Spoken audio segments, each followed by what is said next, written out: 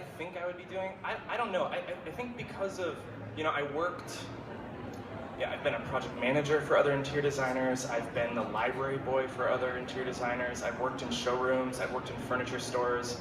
So I kind of knew the back end. I was never under the impression that it was just like fabric samples and lunch dates.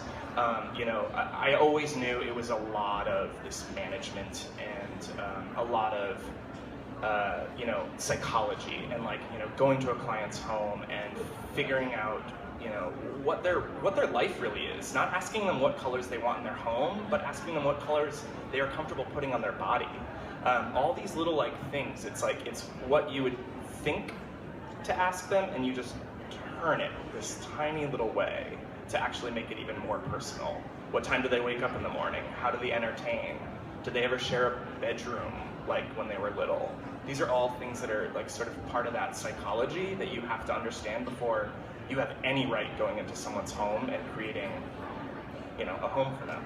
So I don't know if did that go into it? Yeah. And I guess the day-to-day is just, it's paperwork, it's paperwork, and it's finesse, and it's managing emails and managing a staff if you have it. I now have a staff of 4. It's not the funnest thing in the world, but I go back to that 3%. Right now we're working on a fabric line, so that's my 3% right now. It's going home, sketching, doing watercolors, that kind of stuff. That's the 3% that gets me through the days. But if I didn't have the days, I wouldn't be able to do the 3%. It's all intermixed. Hard work. How about for you, ladies? A lot of paperwork. I love your idea of lunch dates, and I think that a lot of people think that we shop for a living, which we do a lot of.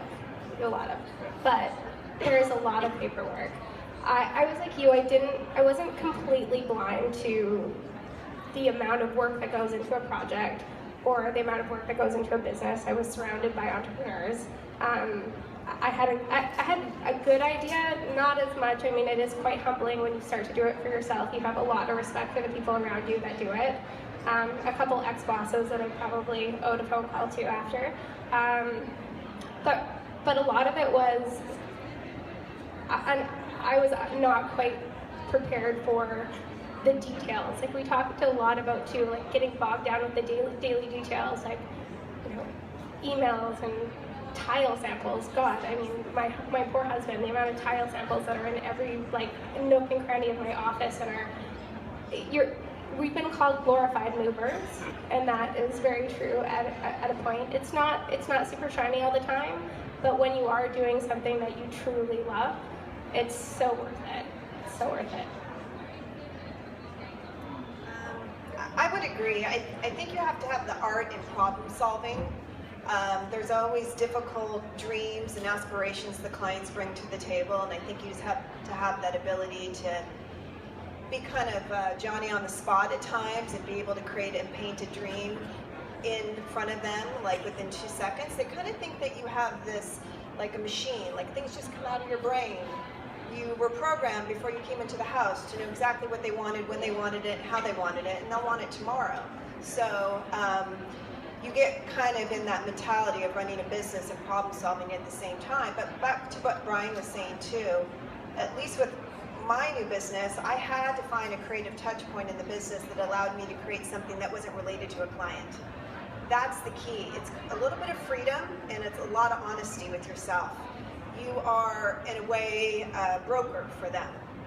Sometimes when I put my shop hat on, I'm a commodities broker. I'm moving product. I'm fulfilling those dreams. When I'm a designer, I feel like I'm another type of broker. But when I develop product, that's just my own vision.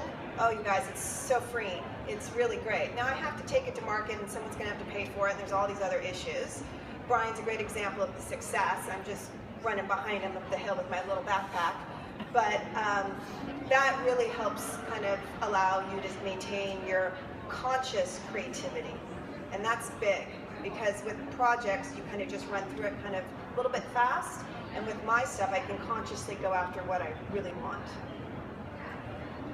What I thought I would be doing and what I'm actually doing could not have been more different. I thought I was going to be using this like God-given talent and just, you know, expressing myself, and everybody was going to be so excited with these ideas, and, you know, I'd be able to create these things.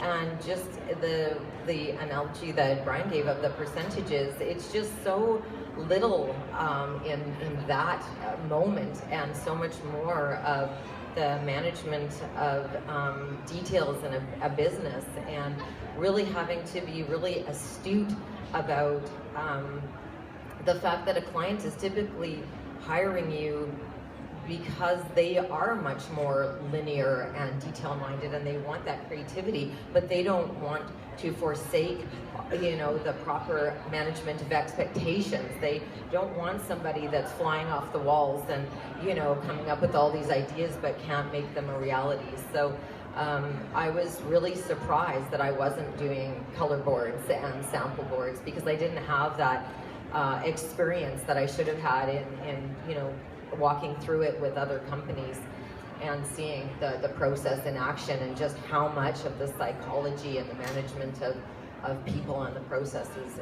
it is about to be good at it.